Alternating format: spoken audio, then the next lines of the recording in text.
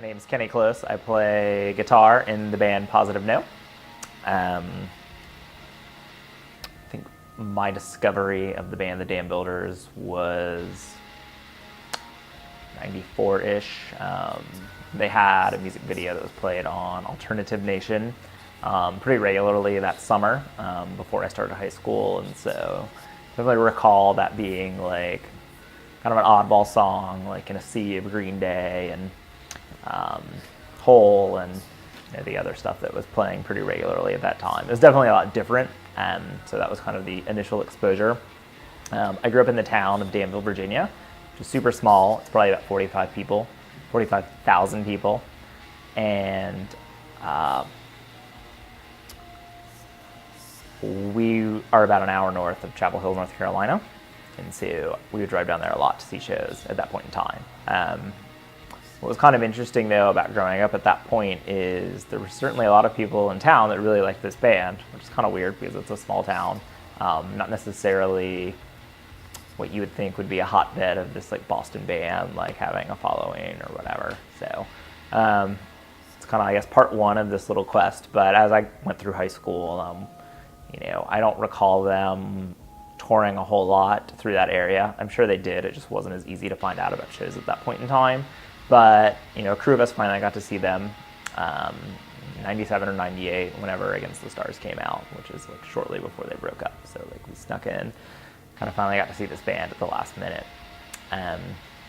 Consequently, around that time, I was starting a new project, and we ended up naming the band Ruby Red, which was named after like a Dambuilders record.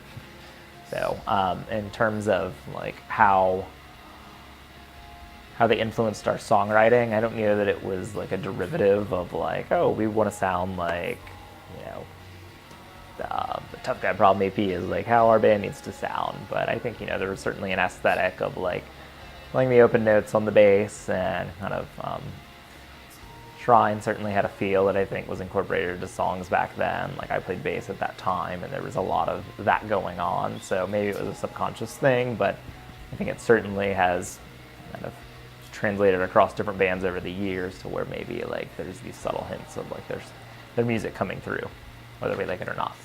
So in terms of cool stories about the band, I don't know that there's any like specific like very memorable like we snuck backstage or anything to see this project, but I do recall a lot of trips home from North Carolina to Danville, like listening to the records and like at a very loud volume and kind of singing along, and like you point at parts like, oh, like this is the best part of Smell, or Idaho has this really fantastic bass line.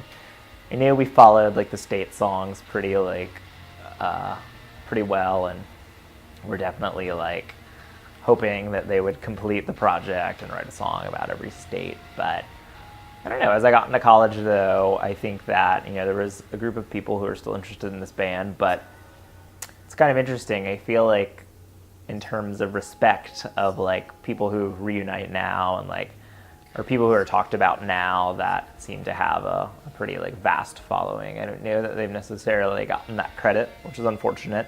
But, it kind of means they still kind of get to be our special like little band.